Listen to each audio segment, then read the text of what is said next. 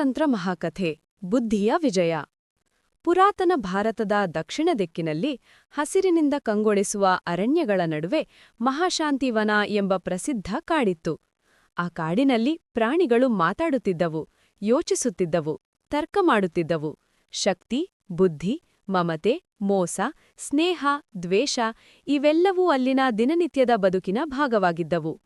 ಈ ಕಾಡಿನ ಮಧ್ಯಭಾಗದಲ್ಲಿ ದೊಡ್ಡದಾದ ಅಶ್ವತ್ಥ ಮರದ ಕೆಳಗೆ ಪ್ರಾಣಿಗಳ ಸಭೆ ನಡೆಯುತ್ತಿತ್ತು.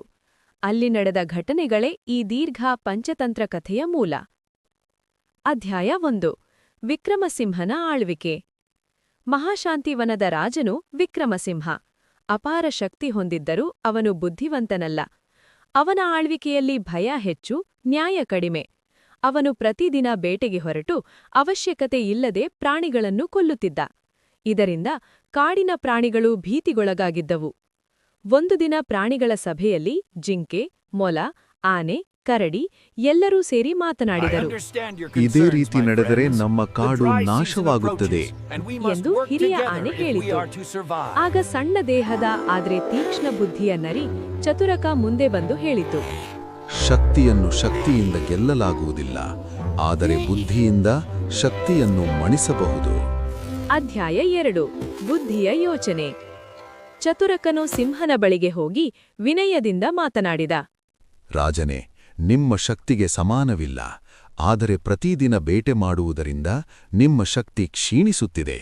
ನಾವೊಂದು ವ್ಯವಸ್ಥೆ ಮಾಡೋಣ. ಪ್ರತಿದಿನ ಒಬ್ಬ ಪ್ರಾಣಿ ನಿಮ್ಮ ಆಹಾರವಾಗಿ ಸ್ವಯಂ ಬರುವಂತೆ. ವಿಕ್ರಮಸಿಂಹನಿಗೆ ಈ ಯೋಚನೆ ಇಷ್ಟವಾಯಿತು. ಅವನು ಒಪ್ಪಿಕೊಂಡ. ಇದರಿಂದ ಕಾಡಿನಲ್ಲಿ ಅಕ್ರಮ ಹತ್ಯೆ ನಿಂತಿತು. ಆದರೆ ಭಯ ಇನ್ನೂ ಉಳಿದಿತ್ತು. ಅಧ್ಯಾಯ 3. ಮೊಲದ ಬುದ್ಧಿ. ಒಂದು ದಿನ ಆಹಾರವಾಗಿ ಹೋಗಬೇಕಾದದ್ದು ಸಣ್ಣ ಮೊಲ. ಮೊಲ ತುಂಬಾ ತಡವಾಗಿ ಸಿಂಹನ ಬಳಿಗೆ ಹೋಯಿತು. ಕೋಪಗೊಂಡ ಸಿಂಹ ಗರ್ಜಿಸಿತು. ಮೊಲ ಶಾಂತವಾಗಿ ಹೇಳಿತು. ರಾಜನೇ, ಇನ್ನೊಂದು ಸಿಂಹ ನನ್ನನ್ನು ತಡೆಯಿತು. ಅದು ನಿಮ್ಮಿಗಿಂತ ದೊಡ್ಡದು ಎಂದು ಹೇಳಿತು. ಅಹಂಕಾರಗೊಂಡ ವಿಕ್ರಮಸಿಂಹ ಆ ಮೊಲವನ್ನು ಕರೆದುಕೊಂಡು ಬಾವಿಯ ಬಳಿ ಹೋದ. ಬಾವಿಯಲ್ಲಿ ತನ್ನ ಪ್ರತಿಬಿಂಬವನ್ನು ಕಂಡು ಮತ್ತೊಂದು ಸಿಂಹ ಎಂದು ಭಾವಿಸಿ ಹಾರಿಬಿದ್ದ. ಹೀಗೆ ಶಕ್ತಿಯ ಅಂತ್ಯ ಬುದ್ಧಿಯಿಂದ ಆಯಿತು. ಅಧ್ಯಾಯ 4. ಹೊಸ ವ್ಯವಸ್ಥೆ. ಸಿಂಹನ ಮರಣದ ನಂತರ ಕಾಡಿನಲ್ಲಿ ಅರಾಜಕತೆ ಶುರುವಾಯಿತು. ಪ್ರತಿಯೊಬ್ಬರೂ ತಮಗೆ ತಾವೇ ರಾಜರಾಗಲು ಯತ್ನಿಸಿದರು. ಚತುರಕ ಮತ್ತೆ ಸಭೆ ಕರೆದ. ಕಾಡು ಇಲ್ಲದ ಕಾಡು ಅರಣ್ಯವಾಗುತ್ತದೆ, ಆದರೆ ಬುದ್ಧಿಯಿಲ್ಲದ ರಾಜನಿದ್ದರೂ ಅದೇ ಪರಿಸ್ಥಿತಿ ಎಂದನು. ಎಲ್ಲರೂ ಒಪ್ಪಿಕೊಂಡರು. ಹಿರಿಯ ಹಾಗೂ ಜ್ಞಾನಿಯಾದ ಆನೆಯನ್ನು ತಾತ್ಕಾಲಿಕ ನಾಯಕನನ್ನಾಗಿ ಆಯ್ಕೆ ಮಾಡಿದರು. ಅಧ್ಯಾಯ 5. ಸ್ನೇಹ ಮತ್ತು ದ್ರೋಹ. ಆನೆಯ ಸಲಹೆಗಾರನಾಗಿ ಚತುರಕ ಇದ್ದ. ಆದರೆ ಇನ್ನೊಬ್ಬ ನರಿ ಕುಟಿಲಕ ಅಸೂಯೆಯಿಂದ ತುಂಬಿಟ್ಟು. ಅವನು ಸುಳ್ಳು ಮಾತುಗಳಿಂದ ಪ್ರಾಣಿಗಳ ನಡುವೆ ದ್ವೇಷಬೀಜ ಬಿತ್ತಿದ. ಒಂದು ದಿನ ಅವನು ಆನೆಗೆ ಹೇಳಿದ. ಚತುರಕ ರಾಜನಾಗಲು ಯೋಚಿಸುತ್ತಿದ್ದಾನೆ ಎಂದು. ಆನೆ ಸಂಶಯಪಟ್ಟಿತು. ಚತುರಕನಿಗೆ ಈ ವಿಷಯ ತಿಳಿಯಿತು. ಅವನು ಕೋಪಗೊಂಡಿಲ್ಲ. ಸಭೆಯಲ್ಲಿ ನೇರವಾಗಿ ಮಾತನಾಡಿದ. ನನ್ನ ಮೇಲೆ ಸಂಶಯ ಇದ್ದರೆ ಪರೀಕ್ಷೆ ಮಾಡಿ. ಕಾಡಿನ ಹಿತವೇ ನನ್ನ ಗುರಿ. ಆಗ ಹಿರಿಯ ಕಾಗೆ ಒಂದು ಕಥೆ ಹೇಳಿತು. ಹೇಗೆ ಅಸೂಯೆ ಸ್ನೇಹವನ್ನು ನಾಶ ಮಾಡುತ್ತದೆ ಎಂಬುದು. ಆನೆಯ ಕಣ್ಣು ತೆರೆಯಿತು. ಕುಟಿಲಕನ ಪತನ. ಕುಟಿಲಕನ ಸುಳ್ಳುಗಳು ಬಯಲಾದವು. ಅವನಿಗೆ ಶಿಕ್ಷೆಯಾಗಿ ಕಾಡಿನಿಂದ ಹೊರಹಾಕಲಾಯಿತು.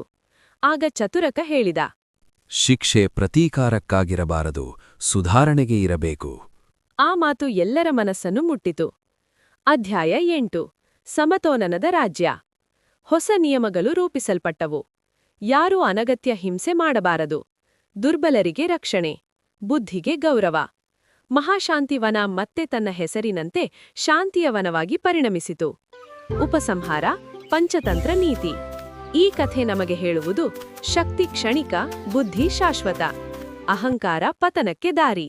ಸತ್ಯ ಮತ್ತು ವಿವೇಕವೇ ನಿಜವಾದ ರಾಜರು. ಈ ಕಥೆ ನಿಮಗೆ ಇಷ್ಟವಾದಲ್ಲಿ ದಯವಿಟ್ಟು ಲೈಕ್ ಮಾಡಿ, ಶೇರ್ ಮಾಡಿ, ಸಬ್ಸ್ಕ್ರೈಬ್